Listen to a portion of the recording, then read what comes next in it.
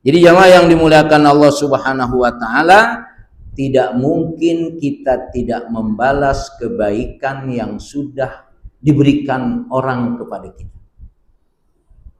Walaupun akhirnya kita hanya bisa mendoakan, ya Allah, teman saya, tetangga saya, si fulan selalu memberikan kebaikan kepada saya, tapi saya tidak bisa membalas kebaikan yang sudah diberikan. Doa aja enggak, pelitnya sampai ubun-ubun. Ya, sudah tidak bisa membalas, doain aja enggak. Nah, maka ini menjadi kunci, ya. Karena Allah tahu memang ada orang yang tidak bisa memberi, dia hanya bisa menerima. Tapi jangan sampai mendoakan pun tidak. Maka pad'uhu lahu hatta tarau annakum kafa'tumuhu. Doakan dia yang sudah memberikan kebaikan kepada engkau, karena doa itu menjadi keyakinan engkau sudah membalasnya. Maka kenapa doa yang abadi itu adalah Rabbighfirli wali walidayya warhamhuma kama rabbayani shaghira. Karena bagaimanapun anak itu tidak bisa membalas apa yang sudah diberikan oleh orang tuanya. Betul begitu ya? Nggak bisa membalas.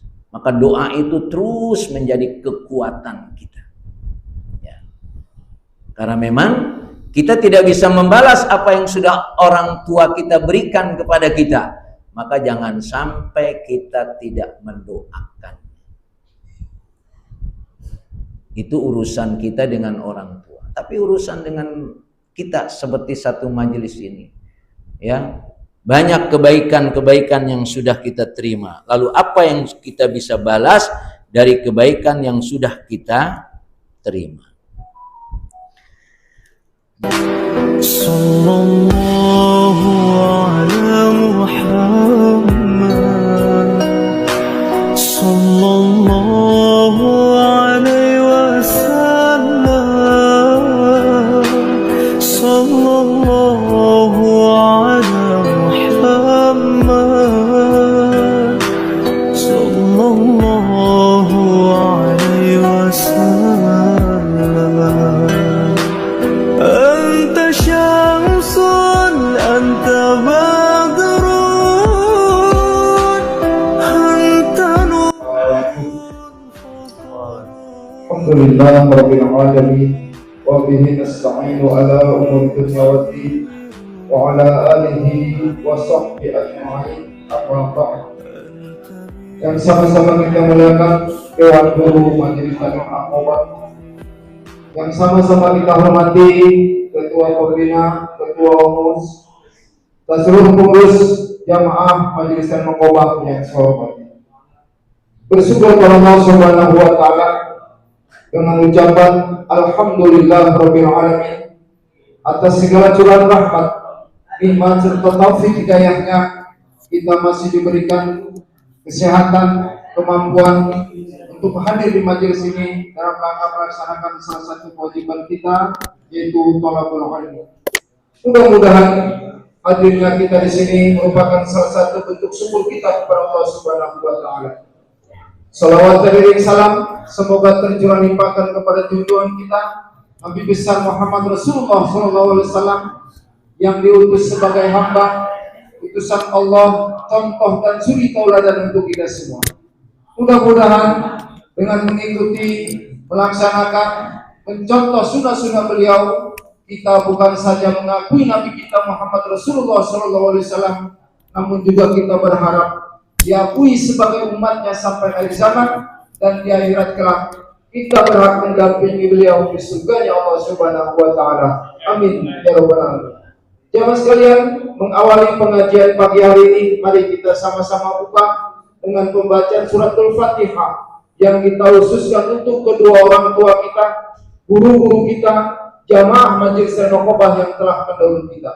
Mudah-mudahan dengan fadilah dan wasilah suratul Fatihah yang kita bacakan, arwah almarhumah yang tadi saya bacakan mendapatkan ridho dan ampunan dari Allah Subhanahu wa taala, luaskan kuburnya, terangkan kuburnya, dan kuburnya dijadikan taman-taman surga Allah Subhanahu wa taala. Al-Fatihah. A'udzu billahi minasyaitonir rajim. Bismillahirrahmanirrahim. Alhamdulillahi rabbil alamin. Ar-Rahmanir Rahim. Maliki yaumiddin. Iyyaka na'budu wa iyyaka nasta'in. Ihdinas siratal mustaqim. Siratal ladzina an'amta 'alaihim ghairil maghdubi 'alaihim waladdallin. Amin. Selanjutnya yuk sama-sama kita ikuti lantunan selawat Nabi. Mudah-mudahan dengan lantunan selawat Nabi segala keinginan, maksud dan tujuan kita dikabulkan oleh Allah Subhanahu wa taala. Lantunan selawat Nabi dipandu oleh kami syukur ya. Padanya dipersilakan. Allahumma salli wa sallim wa barik alaihi. Assalamualaikum. Ya Rabbi bil Mustafa balligh maqasidana waghfir lana wa ya wasi'al karami. Ya Rabbi bil Mustafa balligh maqasidana waghfir lana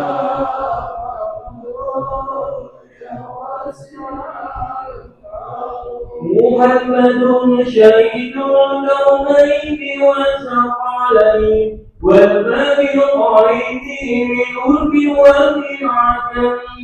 يا رب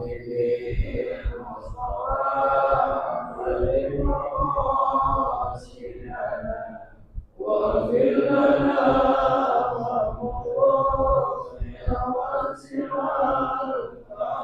نبينا آخر الذي فلا أحد أبر بالقول الله هو العليم. يا رب بالمصطفى عليه مقاصدنا واغفر لنا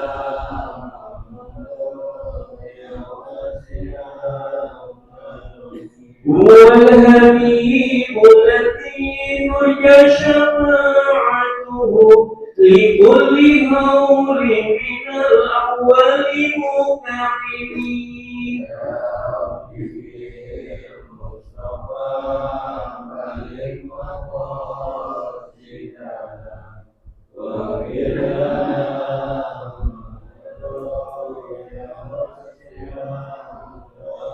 يا أكرم الخلق لمن ألوذ به سواك إن تقول للحديث العالمين. يا رب بالمصطفى عليه مقاصدنا واغفر لنا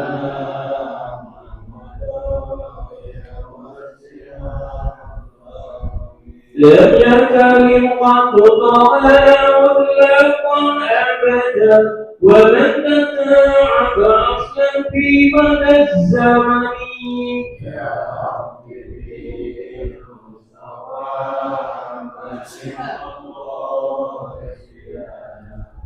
واغفر لنا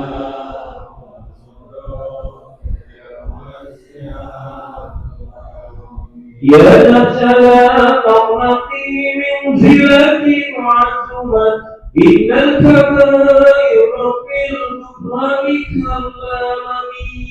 يا رب بالمصطفى عليه مقاصدنا واغفر لنا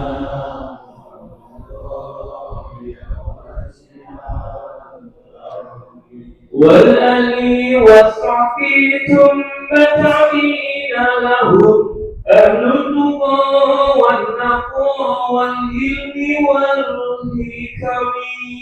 يا رب بالمصطفى عليه مقاصدنا واغفر لنا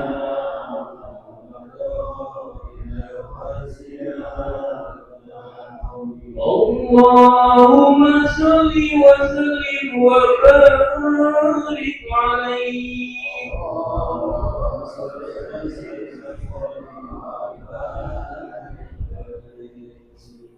Hadirin saudara-saudaraku yang aku hormati, selanjutnya yuk sama-sama kita dengarkan penjelasan hadis Bukhari. Insyaallah akan disampaikan oleh guru kita Bapak Kiai Muhammad. Padanya dipersilakan. Bismillahirrahmanirrahim. Assalamualaikum warahmatullahi wabarakatuh.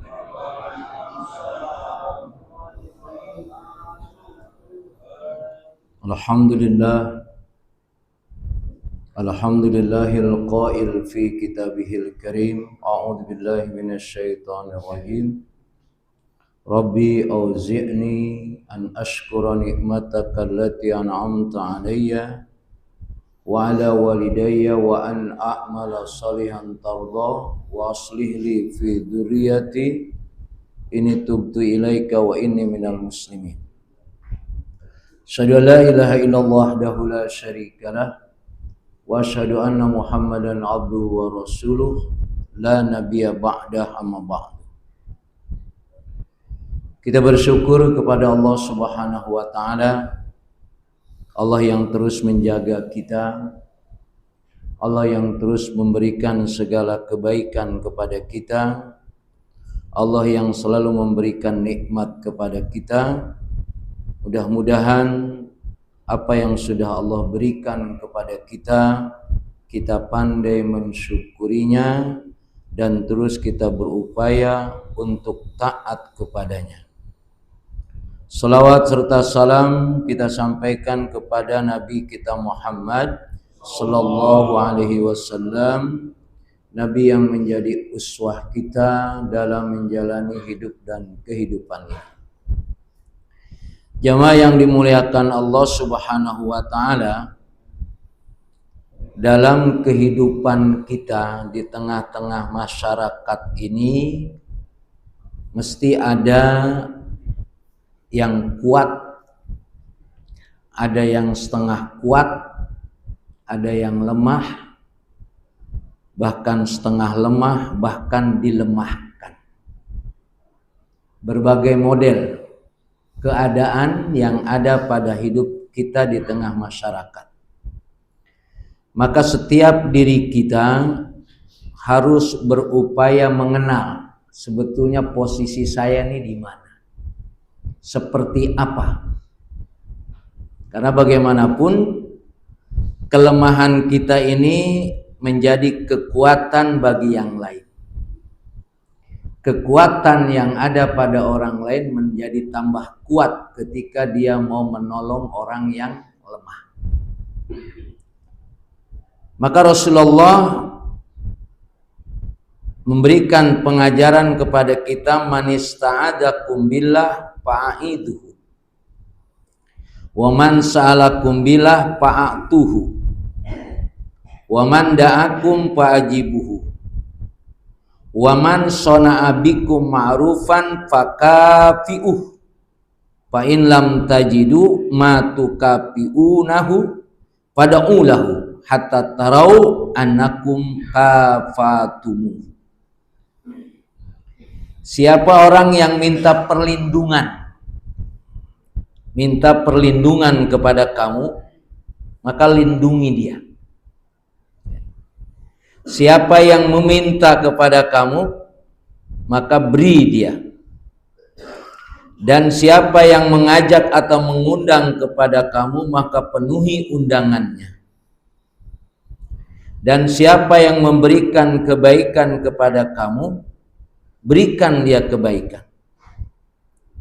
Fa in lam tajidu, apabila kamu tidak bisa membalas kebaikannya, fad'ulahu, berdoalah untuknya.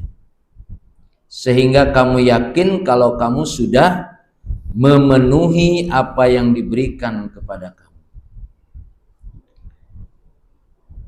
Kalau di sini ada kalimat billah, siapa yang minta perlindungan kepada kamu karena Allah. Karena ada yang minta perlindungan bisa jadi bukan karena Allah. karena yang lain-lainnya. Dia mencuri tapi minta dilindungi. Dia korupsi tapi minta dilindungi. Ya. Jadi perlindungannya adalah karena Allah. Memang kita perlu dilindungi dalam posisi lemah, dalam posisi kurang, tapi yang terjadi itu semata-mata kita perlindungan karena Allah, bukan kita melakukan sesuatu yang dilarang oleh Allah. Udah salah tapi minta dilindungi, ya? Koruptor, pembohong, ya. Kalau tangkap polisi minta dilindungi nggak? Iya. Jadi pastikan apa yang kita lakukan memang betul-betul melakukan karena Allah. Tapi manusia itu bisa jadi menolong kita juga bukan karena Allah. Memang agak susah memahami sekarang ini. Jangankan di kita, di Masjidil Haram aja, di Masjid Nabawi ada orang yang ngaku susah minta tolong. Padahal cuma dia mau duitnya doang. Itu di Masjid Nabawi, di Masjidil Haram. Saya belum makan 3 hari Pak Haji. Ya. Intinya dia mau meminta tolong tapi bukan minta tolong, mau meres gitu. Itu di tengah-tengah tempat yang mulia. Ya, yang pernah mungkin melaksanakan haji dan mengalami itu, saya mengalami itu walaupun saya sudah paham. Ya. Awalnya ngomong bahasa Arab, saya paham bahasa Arab. Lama-lama berubah bahasa Indonesia karena dia tahu kalau saya orang Indonesia. Dianggapnya saya nggak paham kali bahasa Arab. Begitulah kehidupan manusia. Ya. Jadi minta perlindungan tapi bukan untuk karena Allah, untuk mendapatkan keuntungan dirinya sendiri. Waman sa'alakum billah fa'tuh. Siapa yang minta kepadamu karena Allah maka berikanlah. Ada orang yang minta memang betul-betul dia sudah tidak punya. Ya. Ada yang minta belum dapat doang itu. Pak Haji saya minta daging belum dapat di Aqobah. Tapi di masjid udah dapat. Itu ya. Jadi makanya model manusia ini luar biasa. Maka kita akan menemukan orang yang kita tolong justru nyusahin kita. Ya. Resiko memang akhirnya. Ya. Kita nolong orang minta bantuan berbagai macam model bantuannya, entah bantuan apalah pokoknya. Ya. Tapi akhirnya malah dia nyusahin kita. Bayangin. Orang nolong terus dia nyusahin. Makanya ada pendapat sudahlah kalau ente disusahin orang enggak usah dipikirin, serahkan saja sama Allah, nanti Allah yang ngurus. Bahaya udah tuh. Ya. Ketika kita diberikan kesulitan oleh orang padahal kita sudah memberikan kemudahan, ya, kata orang mengatakan biarkan dia melakukan itu. Serahkan saja kepada Allah. Nanti Allah yang ngurus. Karena orang kan biasanya dia minta tolong tapi sebetulnya dia bisa melakukan, tetapi dia malah melakukan kedoliman. Maka jangan sampai kita ini melakukan sesuatu. Jangan sampai kita minta tolong kepada orang, tapi bukan terima kasih malah nyusahin. Ya. Karena kita ini ya dalam diri kita ini kan seringkali orang tidak bisa memperhitungkan apa yang menjadi kemampuannya. Dalam pinjam meminjam, ya, itu biasanya ada cerita dulu ketika dia minjam nangis-nangis. Ya. Sehari doang, sebulan doang, ternyata sampai 10 dan ternyata itu sudah berlaku hukum sosial. Makanya sampai Allah mengatakan, ya sudah, kalau sudah begitu ya biarkan saja, serahkan saja kepada Allah. Ya. Jadi orang meminta, makanya kita hati-hati kalau meminta. Memang betul-betul kalau meminta itu nggak punya, ya, bukan nambahin apa yang sudah ada. Ya, kita meminta ini memang nggak punya. Makanya kan pernah saya pertanyakan sama antum.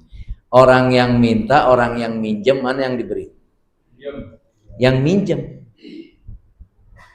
Karena minta tuh enggak boleh. Kalau minjem boleh.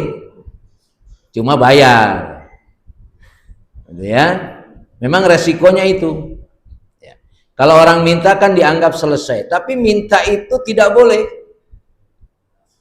Ya. Kecuali adalah tadi. Ya. Apa yang dimintanya memang lillah, dia betul-betul tidak punya. Kalaupun dia minjem, saya rasanya nggak bisa bayar, udah minta aja.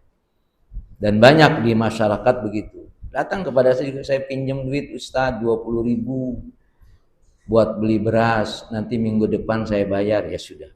Alhamdulillah, sampai sekarang belum. Ya. Gayanya memang minjem, ya. Gayanya minjem.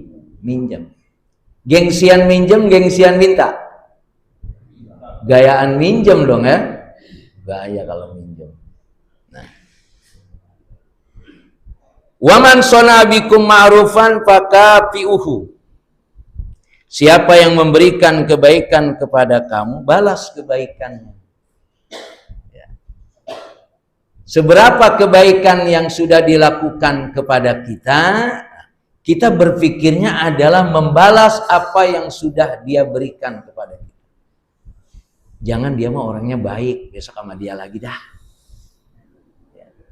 Jadi ketika orang sudah melakukan kebaikan kepada kita, bagaimana kita berupaya untuk membalas kebaikan itu, ya, kepada kebaikan yang sudah diberikan kepada kita. Jadi ini kan soal cara berpikir dan soal niat saja. Orang terus melakukan kebaikan kepada kita, tapi kita tidak pernah berpikir apa yang saya harus berikan kebaikan kepada orang itu. Malah memanfaatkan kebaikannya, sehingga rezeki kita nggak nambah-nambah. Karena dalam pikiran kita tidak pernah mau membalas. Pikiran kita hanya terus menerima. Karena Pak, cara berpikir itu sangat mempengaruhi kepada nilai hidup kita. Ana inda dzonni bi abdi. Kata Allah, aku tergantung hamba.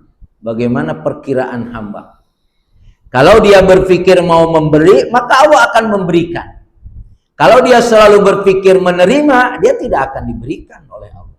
Justru orang yang suka memberi kepada dia itu yang terus diberikan. Jadi kita jangan menikmati fasilitas yang kita nikmati, tapi kita tidak pernah berpikir apa yang sudah diberikan kepada kita harus kita mampu memberikan. Kata Rasulullah, "Fa'in lam tajidu." Ya Allah Ustaz, saya boro-boro bisa balas dia. Nah, saya alhamdulillah selalu dibantu, selalu ditolong, selalu. Dan saya tidak bisa. Nah, kalau tidak bisa, apa kata Rasulullah? Fad'ulah, doakan dia. Doakan dia, ya. Karena apa yang sudah dia berikan tidak bisa saya balas. Maka kata Rasulullah, "Fad'uhu hatta tarau annakum kafaitumuh." Dengan doa antum sudah yakin bahwa sudah bisa membalas kebaikan. Jadi Masya Allah, ya. Jadi memang ya Allah tahu siapa yang bisa memberi dan siapa yang bisa menerima, dan itu sudah sunnatullah kan, ya. Maka yang ada kan saling ini juga harus bisa dijadikan sebagai model hidup tadi. Mestinya kalau dia sudah memberi, bagaimana bisa saya memberi? Jadi jangan sampai kita sudah diberi, asyik terus mengharapkan pemberian. Nah, kalau sudah seperti ini, seperti kita sudah tidak bisa lagi memberi. Padahal tadi, bagaimana kita berupaya ketika orang melakukan kebaikan kepada kita, kita harus lebih. Ya. Mestinya balasannya lebih baik. Ya. Kalau bisa, kalau tidak, ya sebagaimana yang sudah diberikan. Andaikan tidak bisa, fad'u, berdoa. Jadi jamaah yang dimuliakan Allah Subhanahu wa taala, kembali kepada seberapa kita ini dalam menjalani hidup mampunya apa? Apa yang sudah Allah berikan kepada kita, jangan sampai kita tidak memaksimalkannya untuk melakukan apa yang diperintahkan oleh Allah. Makanya ada doa. Antum kalau berdoa doanya apa? Minta apa? Minta rezeki. Apa lagi? Baik.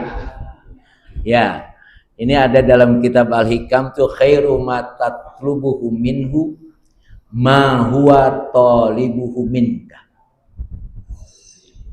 Sebaik-baik doa adalah apa yang diminta oleh Allah. Jadi apa yang kamu minta kepada Allah itu adalah apa yang diminta oleh Allah. Apa yang diminta oleh Allah kepada kita? Allah memerintahkan kepada kita melakukan apa yang diperintahkan. Maka mintalah engkau kepada Allah agar yang Allah perintahkan kita mudah melakukan. Jadi kalau bahasa ekstrim, nggak usah minta rezeki udah ente. Percuma minta rezeki juga, orang malas ibadahnya. Ya. Kira-kira gitu ya. Makanya kan kalau ibadah itu untuk dapat rezeki bukan?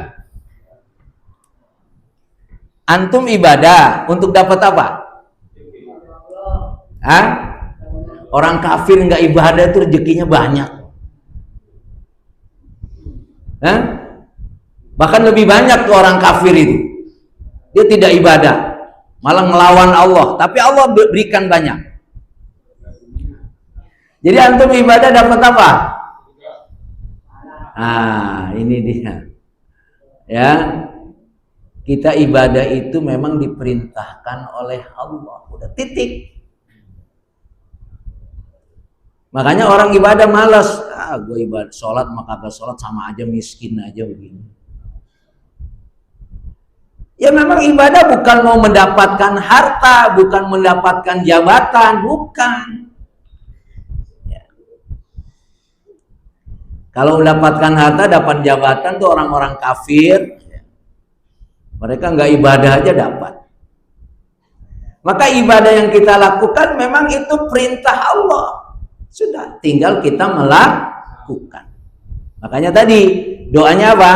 Ya Allah, berikan kemudahan kepada saya untuk melakukan apa yang Engkau perintahkan. Jadi kalau kita sudah melakukan apa yang Allah perintahkan, Allah pasti lebih memperhatikan. Makanya jangan berharap dari apa yang kita lakukan itu untuk mendapatkan urusan dunia. Ya memang memotivasi diri untuk mendapatkan kehidupan dunia ini dengan beribadah. Contohnya biar rezekinya lancar, rajin sholat duha. Kerja enggak apa enggak ya tetap aja. Ya kan? Makanya dia bukan itu tujuannya. Tujuan kita sujud, ruku, sujud itu memang kita mengagungkan Allah karena Allah sudah memberikan fasilitas kehidupan kepada kita. Makanya kalau tadi diukur kita rajin ibadah, rajin tahajud, rajin ini, rajin itu, kok hidup saya begini-begini aja. Memang tujuannya bukan itu. Buktinya apa? Yaitu orang-orang kafir ya, aguan itu nyolongin tanah orang tambah kaya dia. Ya, dengan harga 50.000 itu di mana? Di Kohot. Itu. Yang dicolong orang miskin lagi kan? Tambah kaya. Nah, maka jadikan ibadah yang Allah perintahkan kepada kita memang menjadi kewajiban kita. Ya. Kenapa menjadi kewajiban kita? Karena Allah juga sudah memberikan fasilitas kepada kita. Maka jangan sampai fasilitas yang Allah berikan kepada kita tidak digunakan untuk melakukan apa yang Allah perintahkan. Ada kesulitan kita melakukan apa yang Allah perintahkan. Ya, makanya kita mohon kepada Allah. Ya Allah, tadi ya, khairuma, apa yang diminta kepada Allah itu baiknya apa yang Allah minta kepada kamu. Khairuma tatlubuhu minhu wa ma huwa talibuhu minka. Yang terbaik yang kita minta kepada Allah adalah yang Allah minta kepada kita. Yang Allah minta kepada kita adalah melakukan apa yang Allah perintah. Kalau dalam hadis yang umum itu yaitu Allahumma a'inni ala dzikrika wa syukrika wa husna ibadatik. Ya Allah, tolonglah saya untuk datang ke masjid, datang ke majelis ini, Masya Allah, berat. Ya, berat. Tapi kalau kita terus minta tolong kepada Allah, maka Allah akan berikan kemudahan. Maka antum-antum yang sudah menikmati majelis ini atau majelis-majelis yang lain di hari-hari yang lain, ya, nikmati. Ya, jangan sampai kebaikan yang sudah diberikan oleh Allah kepada kita itu nanti Allah ambil. Ya, maka ya muqallibal qulub tsabbit qalbi ala dinika wa ala taatika. Ya. Jadi jamaah yang dimuliakan Allah Subhanahu wa taala, tidak mungkin kita tidak membalas kebaikan yang sudah diberikan orang kepada kita.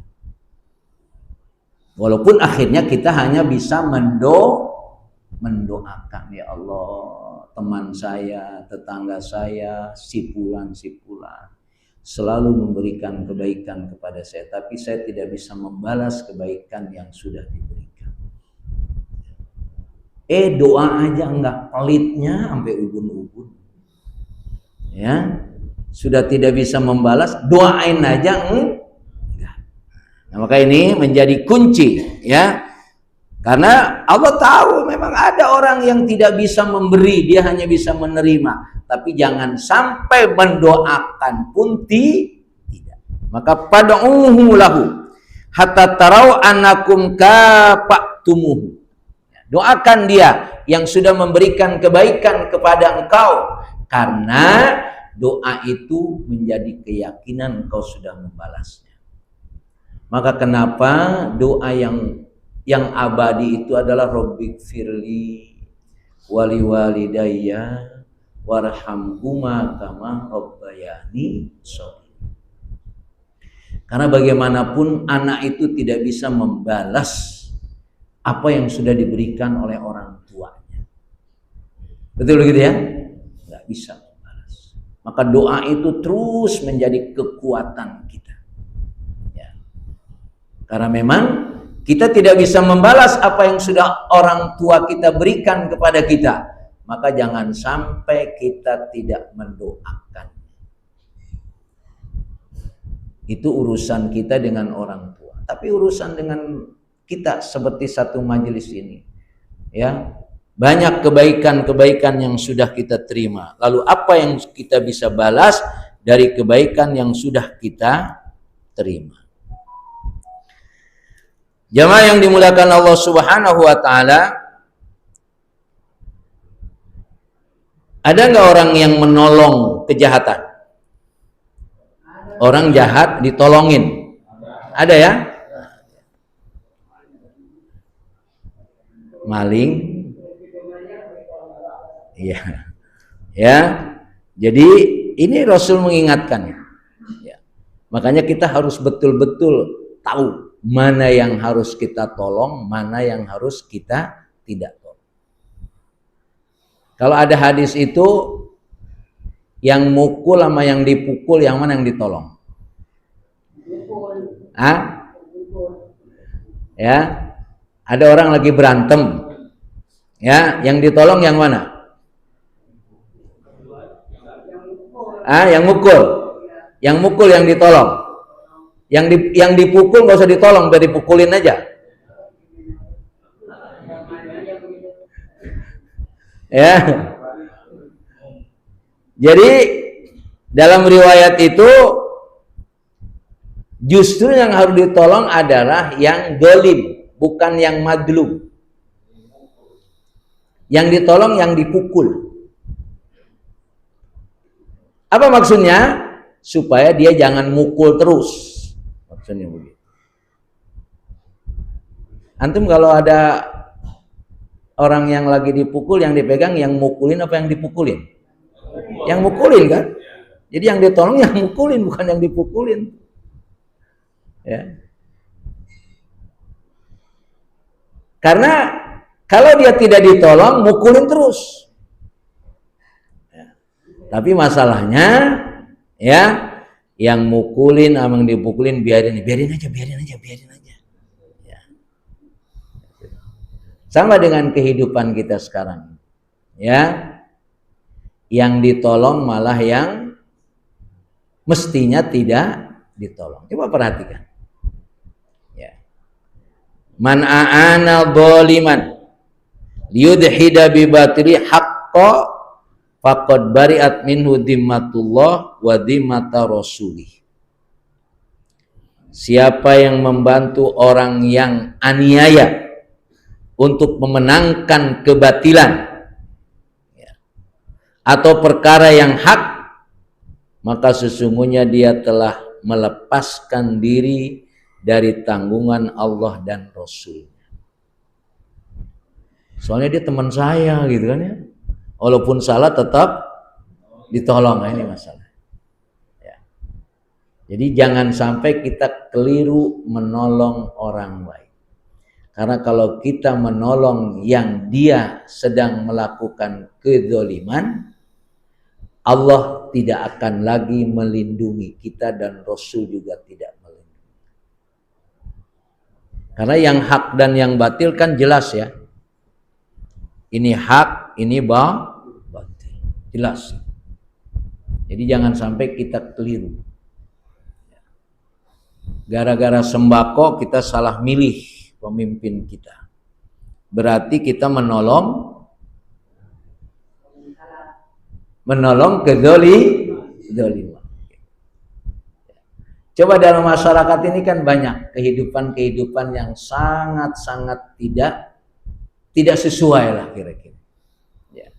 Ya memang akhirnya kita kalau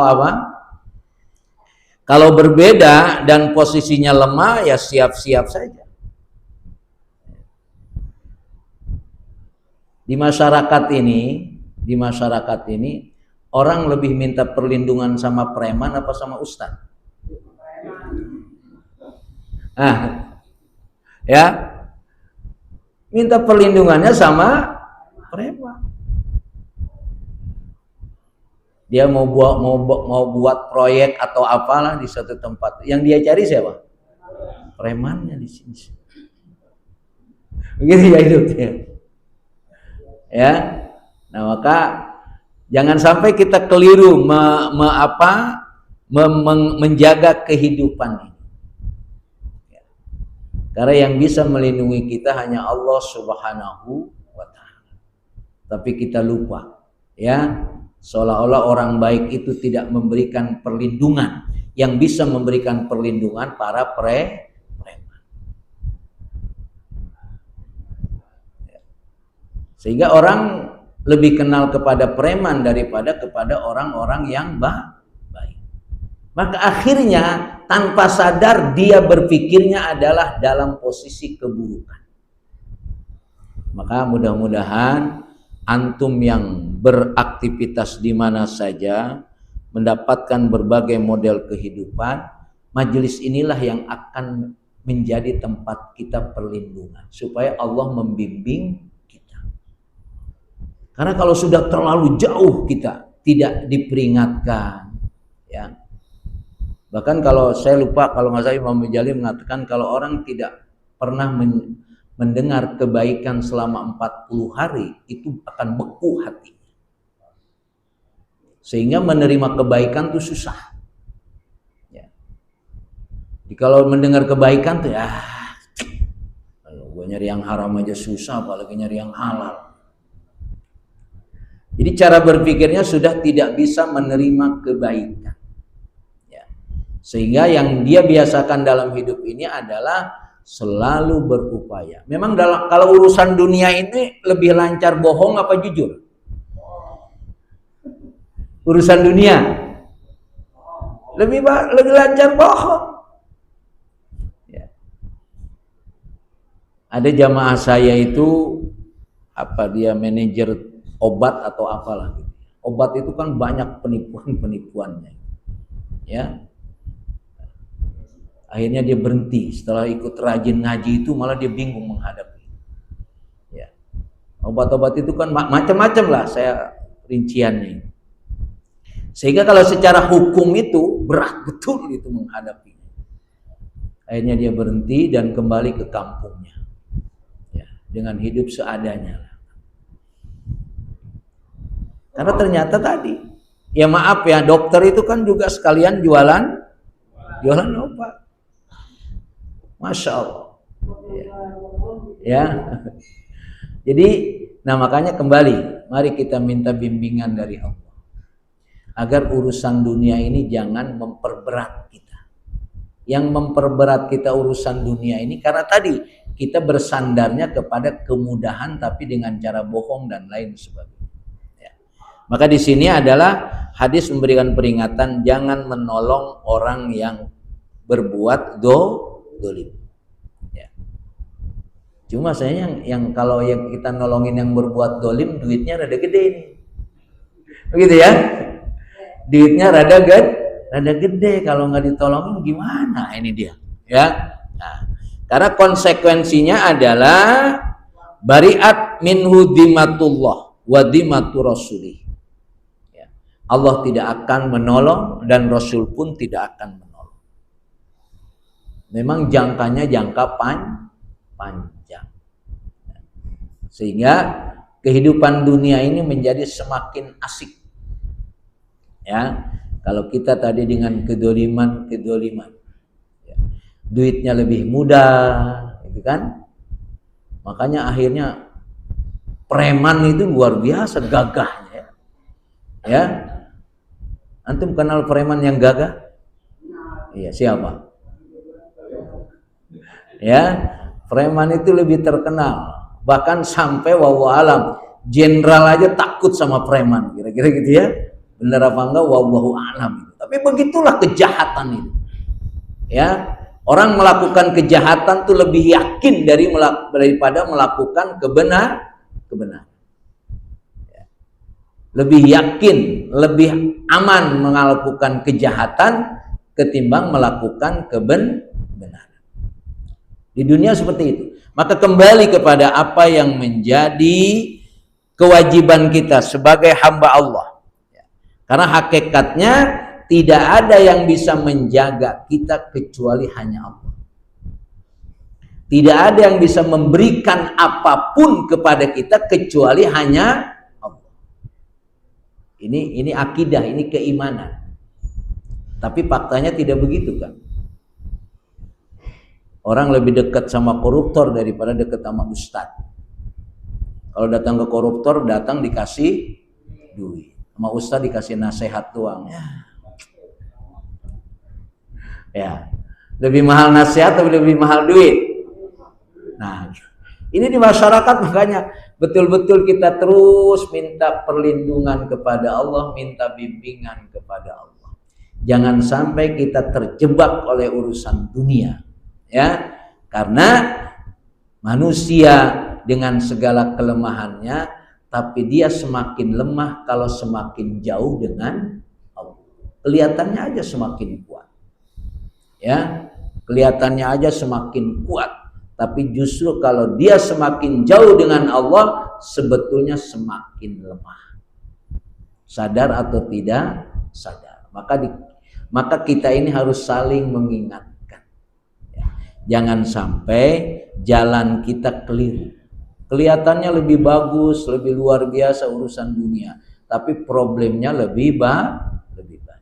Wallahu a'lam bishawab. Mungkin ada yang menambahkan atau bertanya.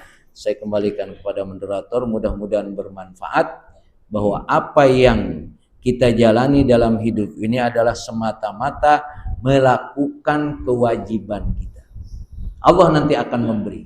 Kewajiban dulu kita lakukan, nanti Allah akan memberikan segala kebaikannya kepada kita. Wallahu a'lam bishawab. Assalamualaikum warahmatullahi wabarakatuh. Alhamdulillahirobbilalamin. Demikian tadi penjelasan hadis yang memang mudah-mudahan berhikmah kepada kita semua.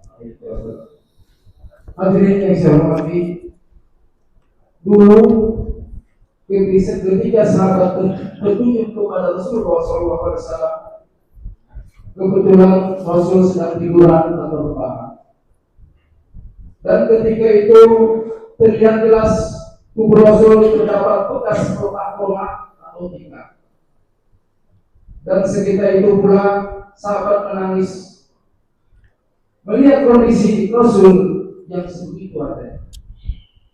Kemudian Rasul bertanya, "Wahai sahabat, kenapa engkau menangis?" Sahabat menjawab, "Wahai Rasul, engkau ini utusan Allah. Tapi kenapa sampai sebegini keadaanmu? Sedangkan para raja di luar sana hidupnya begitu mewah." Wahai sahabat, orang-orang kafir itu yang kehidupannya memang disediakan di dunia, diberikan di dunia, namun kita, kebahagiaan kita disimpan di akhirat, karena dunia hanya sebentar, sedangkan akhirat selamanya. Demikian. Dan selanjutnya kami persilakan untuk bisa bertanya.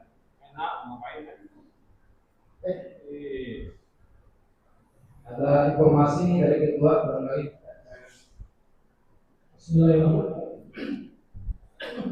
Assalamualaikum warahmatullahi wabarakatuh. Waalaikumsalam warahmatullahi wabarakatuh. Saya pengurus hanya ingin mengingatkan bahwa 3 bulan lagi kita akan milad Al-Qobah, yaitu Rabu Arab. Oleh karena itu, bagi jamaah yang ingin ikut dalam tarawih itu bisa menghubungi Pak Wangkira dengan cara menyicil iuran, yaitu 300.000 per orang. Jadi 3 bulan lagi kita ada acara tarawih malam.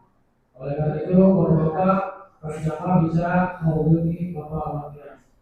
Itu saja dari saya. Assalamualaikum warahmatullahi wabarakatuh. Ada yang bertanya atau menambahkan? Ya, silakan Pak. Assalamualaikum.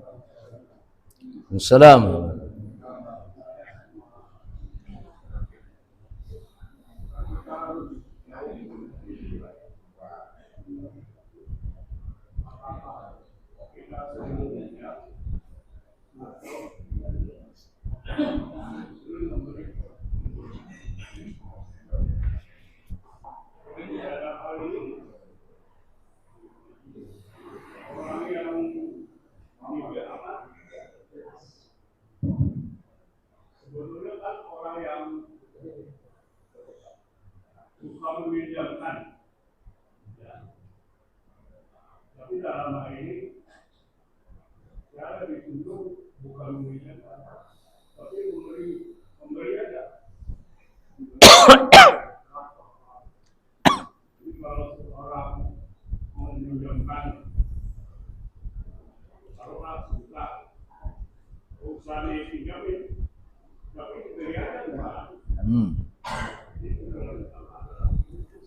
Makanya kalau kita tetap memberi sesuai dengan kemauan yang meminjam, itu jadi pikiran lama itu belum cuman.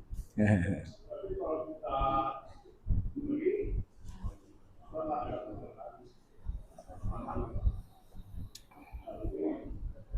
juga tidak ada kita atau kita. Saya lebih dulu daripada memikirkan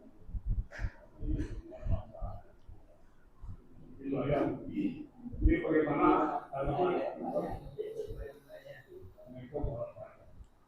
sudah.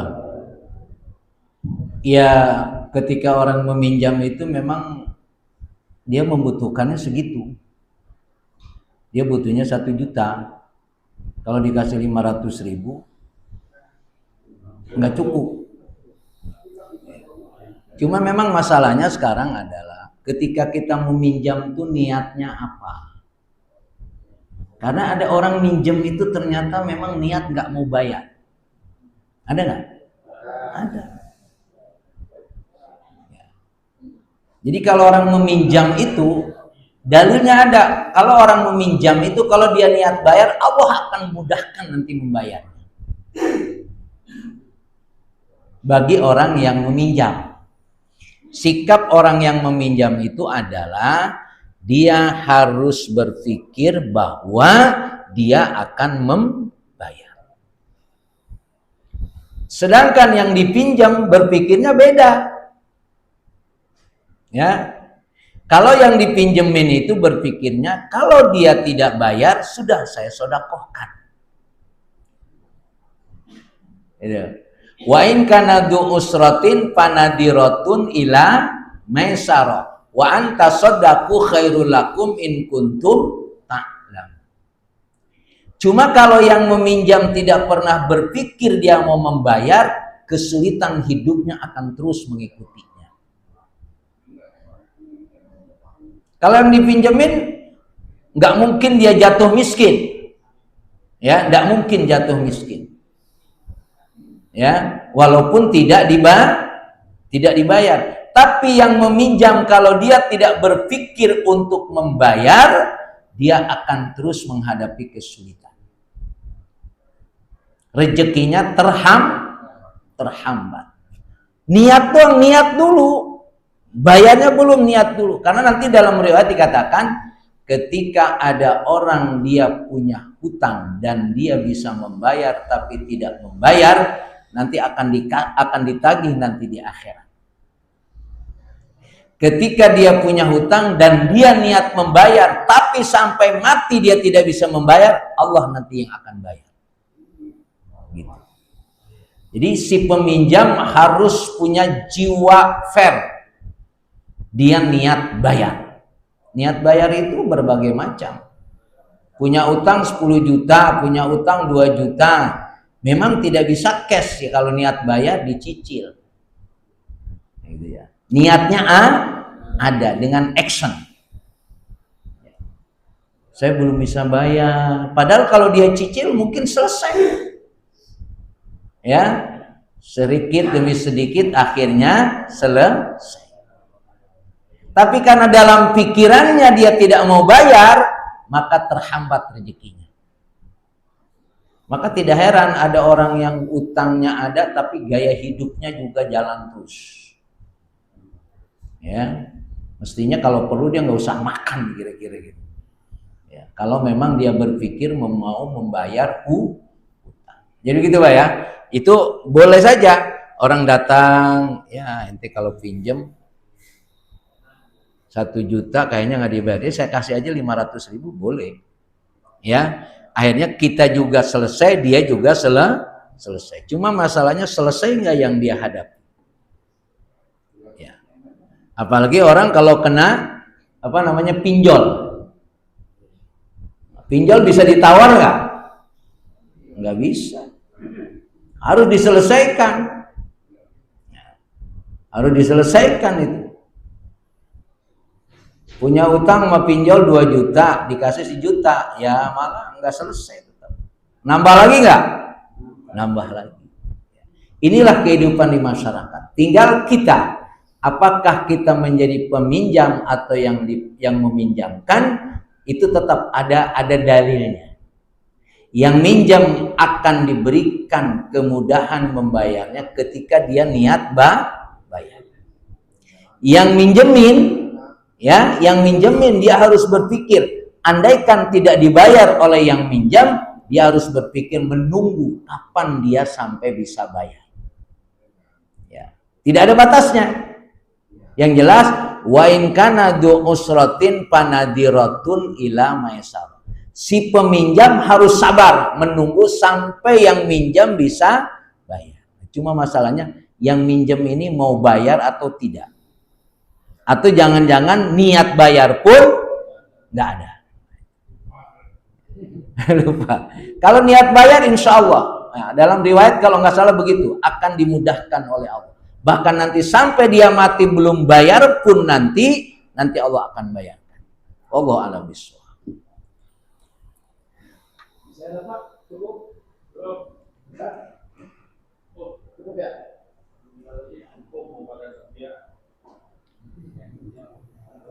Haji Agus dia mau kerja, Haji Agus. Bapak sekalian, saya terima kasih semua yang siap perkenannya, yuk sama-sama kembali dengan doa hadis. Diawali dengan doa saya dulu. Bismillahirrahmanirrahim. Bismillahirrahmanirrahim. Allahumma anta rabbi. La ilaha illa anta.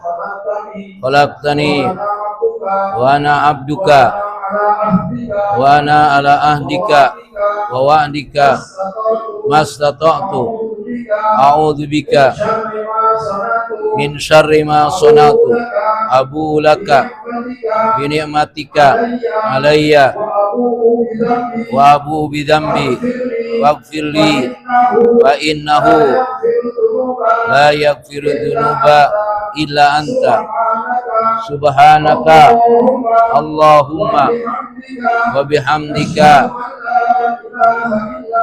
asyhadu an la ilaha illa anta astaghfiruka wa atubu ilaik.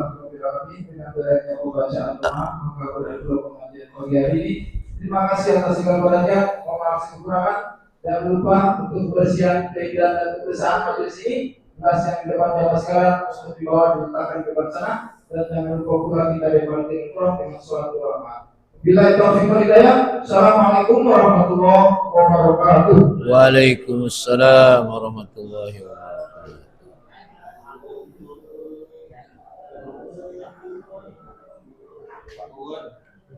Barakallah, barakallah, barakallah. Alhamdulillah, masya Allah. Alhamdulillah, alhamdulillah, alhamdulillah. Allah, barakallah, barakallah, barakallah. Alhamdulillah. Ya. Dan.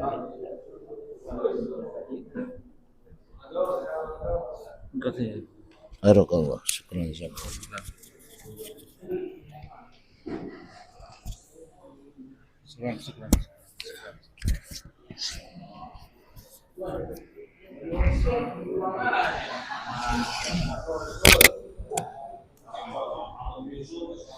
Alhamdulillah wa syukurillah, bersyukur